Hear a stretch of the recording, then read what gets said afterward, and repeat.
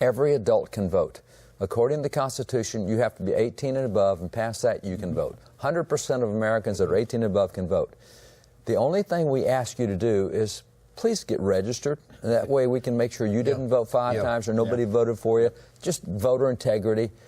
So all you have to do is fill out a little card and you're ready to vote. Only 67.1% of adults have filled out that card.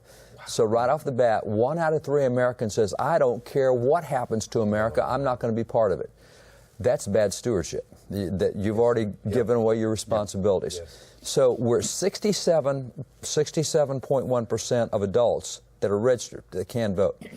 We had a presidential election 2 years ago. Every presidential election since 1980, the average voter turnout is 54%. But that's 54% not of the nation, that's 54% of 67.1%.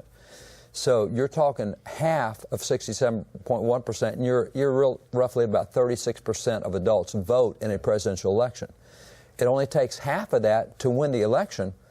So since 1980, you're talking about only 1 out of 5 Americans choosing the President of the United States, which is, you look at the last election, we got 330 million. It was about 61 million that won the election.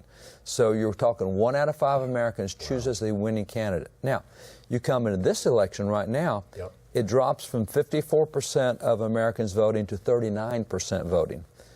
Now we're talking 39% of 67%. So now we're at 26%. 1 out of 4 Americans will vote in this election. It takes half of that to win. 1 out of 8 Americans will choose our governors, our U.S. senators, and our congressmen. So that's not many. What did you say? 1 out of 8. 1 out of 8. 1 out of 8. 13%. You're looking at 13% of adults will choose the winners in this election. So for Christians not to be involved, shame on us if we're not.